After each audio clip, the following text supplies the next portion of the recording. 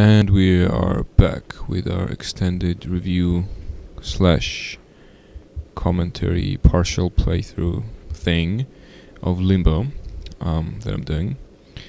And we're still in the forest, which is the good part, as I was saying before, that the first 10 chapters or so of the game are the ones that actually make it worth playing this game.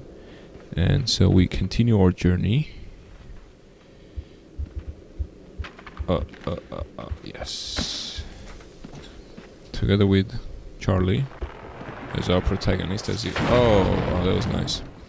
As you remember, we named him thus. Right, there we go. Let's try it again. There we go. It's better.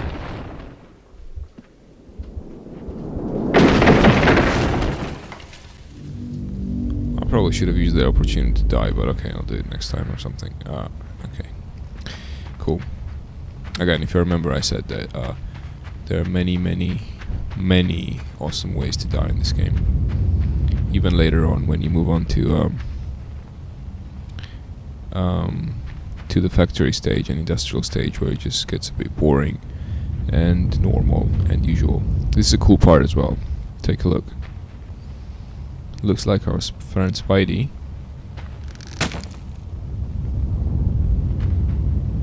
But it's actually mechanical. And look, there's another boy using that. And this is what I really like about the first third or whatever part is it of Limbo, that it's kind of like Lord of the Flies or something like that. It's like because the other, your opponents, your enemies, they're also children. And can you jump this? And it's really cool. It's like the game is sort of a metaphor for a playground where you are this scared kid who has no friends and everything. You perceive everyone as your enemies. And your enemies are trying to kill you. And even though those kids are probably not trying to kill you, it just seems that way to you. And I that's how I perceive this anyway. I understand there are many ways to look at this, I guess, but there they are. See, there's two of them now. So it's like they're the bullies, and you're this smart kid with no friends who can outsmart the bullies or whatever. I don't know. Maybe I'm just exaggerating with this shit, but it does have this feel of Lord of the Flies, where kids are trapped in some place, like some remote place without adults, and the shit gets really violent.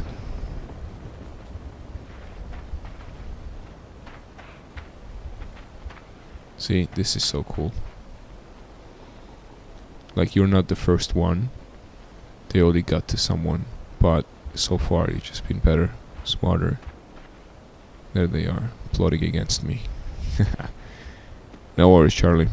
Even if you die this time, we have infinite reload or whatever. So, how do I do this again? There we go. No, that's not how you do it. Sorry, dude. That's not how you do it. Alright, one more time. Come on, drop it. There we go. And then you go... Oh, shit. Let's go the other way. I'm just probably gonna edit this. What am I doing? Alright, let's get this right this time. There we go. And oh yeah, he placed more traps over there, so I cannot jump, but I can... Oh, come on. You can use this rope to get up. So they're still trying to kill you, and you're... He pulled it up. And look at this image as well. Like, it seems like this is like a tree house up there, and there's loads of them behind you, like blurred out, and also there's a guy hanging there, and it's like this violent playground, like I was saying, which is really cool. It's well done. I mean, the people who designed this and who drew this are awesome, I think. And I'm not sure they are the same people who continue doing this game later. But oh, look at that. He got him.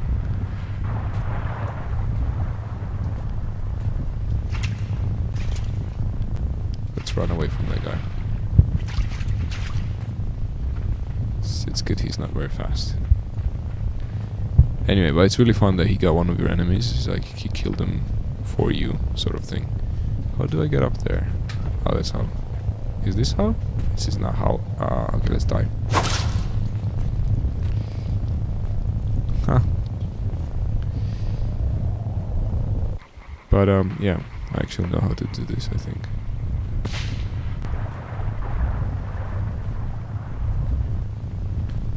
You jump on this rock, you jump on this log, and then what you do is, before Spidey gets to you, you just kind of... Why can't you push this thing away? Or maybe you pull it from on that side.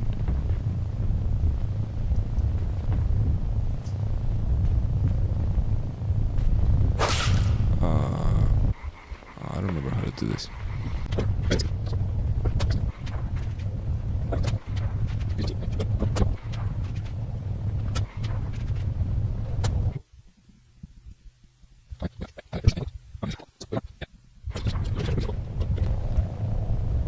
There we go. Well done. Yeah, so I really like this part as well, where Spidey is chasing Charlie. It's really cool.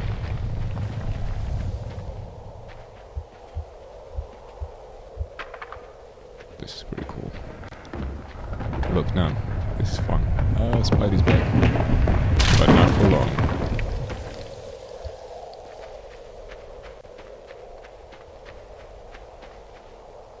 Cool. Alright, what happens now? I think Spidey's gonna be back again. I don't remember for sure. And the kids are definitely gonna be back. And you can see that as we get closer to the industrial part, there's like ashes flying in the air. Which is kind of sad, really. What's in here? Nothing. I mean, not the ashes itself, but that there is actually an industrial part in the game where you just push levers and move cogs and stuff. And I think this is when he arrives again. Oh, hello. This is really cool. Shit.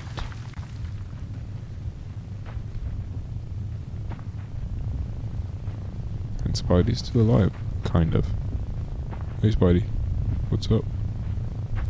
Ha. But that's it really. And now we take his leg.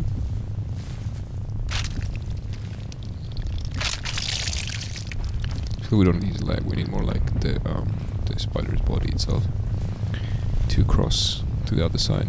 It's funny how those kids got scared by the sound or whatever, the spider jumping there. It's pretty cool. And you roll the spider, as I said, or did I say that Charlie is not afraid to get his hands dirty. Oh, nice.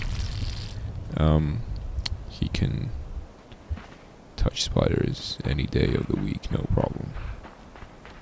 Right. Another cool visual. Nice, right? Again, like Lord of the Flies type of thing, where kids kill each other. Look at the size of the bird, by the way. This thing is fucking huge. I mean, when I first saw this, I was like, oh, he's gonna attack me, but no, he doesn't attack you. Let's go down here. And let's go up here. Oh, shit. Well, you need to... you cannot cross over there, so, basically, you need that, crate. So what you do is you jump on the crate of the dead man. Look, he's kind of shaking around as well. Or wobbling around. And, scare the bird away, which is funny. And the crate drops down. So even though, again, like crates is the most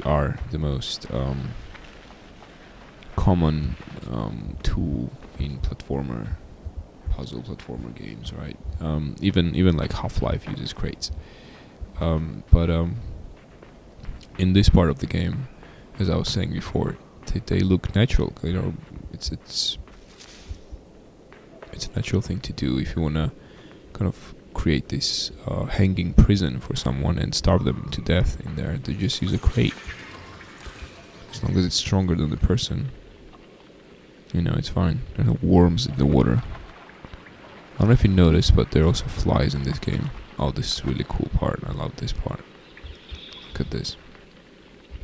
Obviously cannot cross, right? Because he doesn't swim. It's funny. I thought there was a guy gonna... What? Like the pool of... Oh shit, there's a pool of dead kids. And you float on someone else's body. Those glowing things, they actually attack you as well, and they just make you go to one side, and you're unable to change your direction or stop. So they kind of, it's a gameplay mechanic changing thing. You know, you're gonna go into a different mode, and so we use that guy and we use this guy. By the way, what we need to do, we need to use this guy as well, which is also really cool. I like this mixture of cute and deadly and bizarre. So what we need this guy for is that we need to drop him here to trigger the trap they set for me. There we go. That's done. And oh, see those things? Actually, are they gonna drop on me now? Oh no, that's not, those, they're eating it. They're not actually. It's not gonna drop anyway. It's really annoying technique as well, or whatever mechanic in the game as well. See, there's a guy who had that thing in his head and he died. And they drop on you like about 3 times in the game, I think. And it doesn't really add much, it's just annoying. I think this is the part where actually we see it's getting industrial now. You got this heavy stuff and machinery kind of hanging around. And this is where it actually gets boring. And this is the last time you meet other children. Oh, sorry. Didn't mean to do that. What you do here is you jump on this thing, it doesn't fall. But on here, what you do the opposite. You avoid that thing. And look what happens here. Okay, the last cool part in the game. Okay, then jump over here, and you got enemies. But you trick them. See, they're definitely... Oh, one of them is dead. This one is hit. And this one's dead. Really, really cool.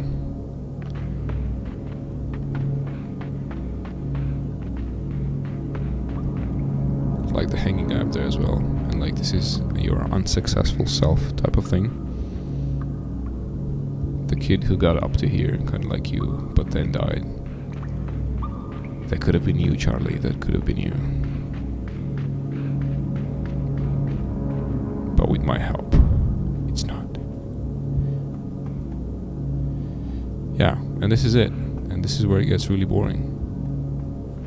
See, that's it. There, you're gonna see probably like 2 more things that are alive in this game besides you, and then everything else is just machines. And it just becomes a straightforward platformer, puzzle platformer. There's nothing else going on. So I'm just gonna do this puzzle, and I'm gonna show you like when it gets even worse. Is this how you do it? Yeah, I think this is how you do it. Yeah.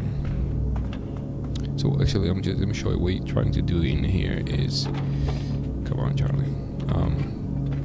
Try to get past those 2 things, right? And this one raises 1, and the other one is raised by the other one. Now, just even explaining this is boring. Oh, let's see. I'll show you how it works, and you'll get what I mean in terms of like how the game is different starting from this point. So what you do is you put one thing, and you need to like, it becomes like a rhythm puzzle thing. You need to time stuff, and if it's timed well, then you're fine. You can go through. Okay, so what you do here is you're missing the thing and you jump and you catch it. So you keep that thing in there, kind of swing here to catch the other rope, and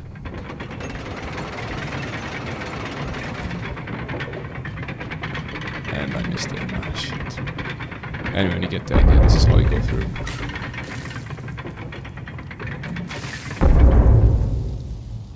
Okay, let me show you some other chapters where this is even gets even worse. Let's say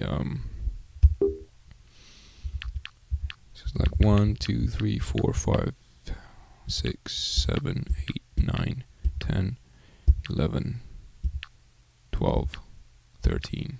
No, I was wrong actually. There are 14 good chapters, or like 13 and a half. Wow, you know, it's still good. That's what I'm saying. It's still a very, very good game because at least half of it, almost half of it, is very, very nice, well done stuff. Like this is again machinery, but let me show you the difference here. It's like stuff with the industrial, military industrial complex here as well, but it's a little better because there is another thing, another creature besides you, which is alive, and it kind of makes things fun. So you're faced with this thing here, and also what exactly you do here is also quite a lot of fun. So you see that this is a demonstration thing, that this frog type creature wants to eat a glowing fruit or whatever, mushroom. While what you need to do is you need to get to the other side over there, and well, you cannot jump this far obviously, but there's a log down there, and you can use it if there's water in there. So what you need water. Obviously water is gonna flow. You're gonna jump here, connect the pipes, water is gonna fill up the reservoir, and then you're gonna cross. But first of all you need water, and it's kind of fun like how you get water, but I think it is only fun because there is this frog dog thing. So you drop him this thing, the glowing. Oh, you bastard. Alright, one more time.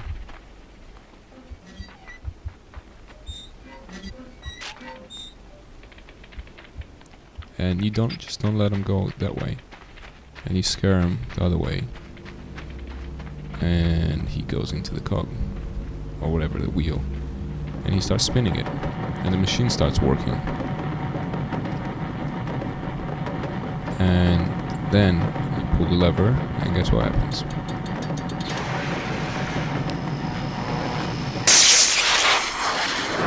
It starts raining, which I think is really cool. And then you fill up the reservoir, blah blah blah blah blah blah. The point is, I just want to show the presence of that thing made the whole puzzle interesting. While puzzles like this one, let me go to a different one. Oh no, that's not what I want. This is what I want. Oh, where's the terrible puzzle? Well, this isn't that bad. This one, for example. Let's try this one. It just relies simply on your ability to time things, and there's just no fun at all. So, well, you need to get up there, obviously, right?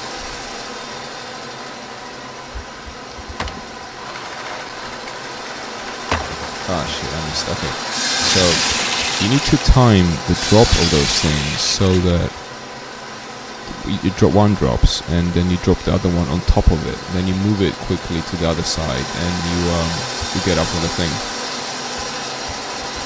And this is just pointless. And there's loads of this stuff where there's nothing interesting going on. You just need to time stuff. Let's try it one more time.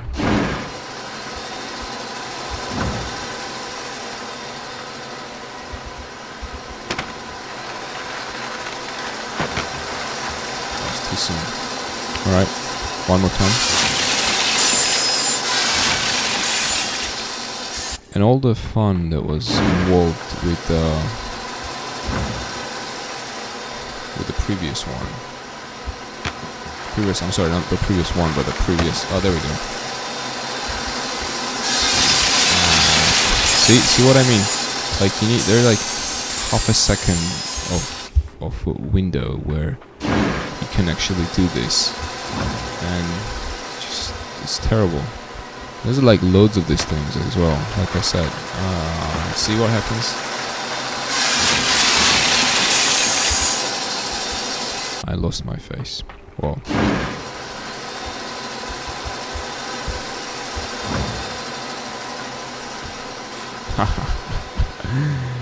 Sorry. Okay, I'm gonna just try and do this, and I'll just show you that it is actually possible to do it. Even though I'm not doing this right now again. Otherwise we'll die. I pushed the other one too soon. This is when I push it.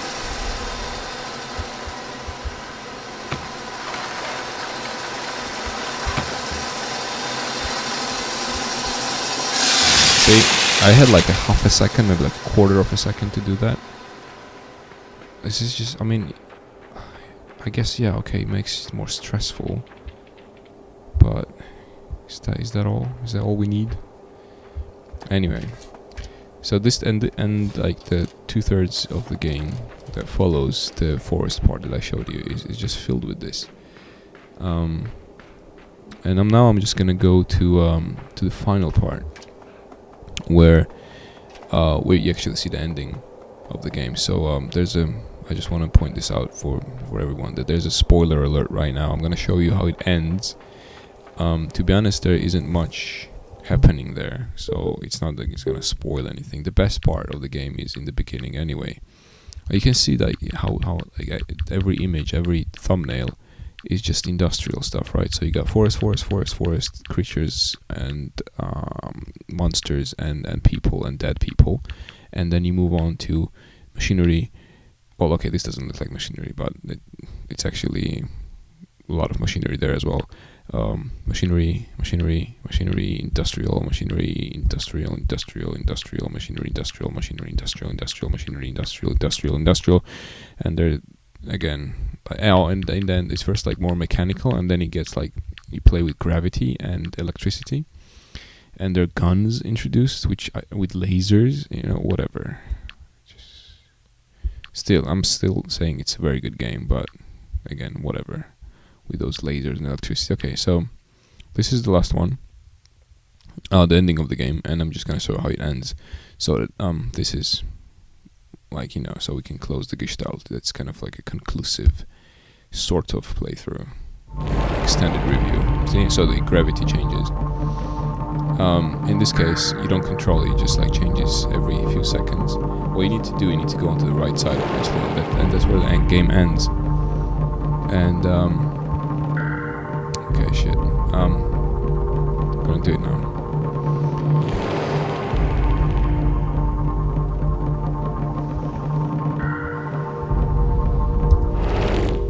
See? You change the gravity around, you cross this barrier, sort of invisible, but not really. You kind of fly as if through the glass. And you hit the ground.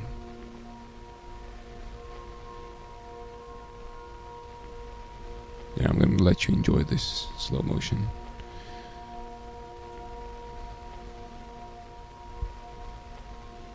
And this your sister thing, where it's supposedly you're trying to find your sister, which it only basically appears in the description of the game on Steam, and maybe on their website of the developers. And their name, what the name of the developers was, I think it was Playdead, maybe. And but in the game, it's not really reinforced at all. You see this girl once for a second, and then she like disappears, and now you're gonna see the girl again. So well, it's like, oh, am I dead, kind of thing.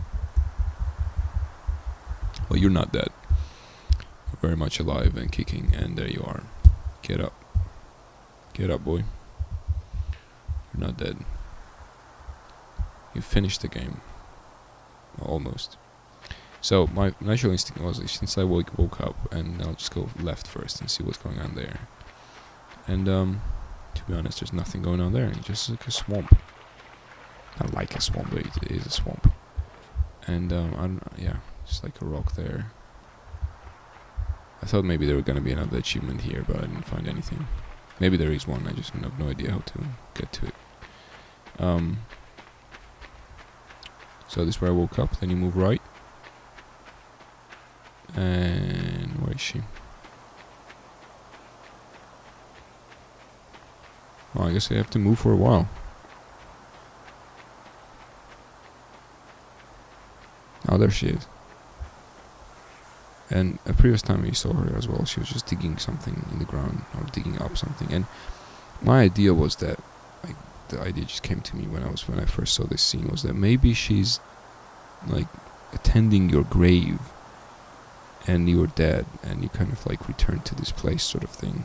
And it would be kind of cool if they did that, but instead they do this. That's it.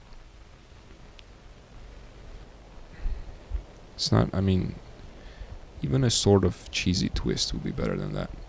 Because you kind of do this cliffhanger ending, or whatever it's called, when there is content before that, when there is like a more clear-cut narrative before this. But in this case, this is all open to interpretation completely, in like the entire story, because there is no narrative as such. Like, you are the narrative, you do what your actions are the narrative, and then in the end you do just this cut-off ending, which to me doesn't make much sense. But again, I wanted to say that definitely worth playing this game, and you haven't done it, we haven't played it yet, you should. Or if you don't want to spend like £7, there are two things you can do. One is you can play the demo, which is very good. As I said, you get, I think, 3 chapters there. Or you can just wait for me to do another giveaway, which I'm planning to do, and it's going to be a giveaway of this game. So I think it's probably going to be this next video after this one. So thanks for watching, and I hope that was fun for you, and it was fun for me. And see you next time, and subscribe if you like that, because there's more to come. Thank you.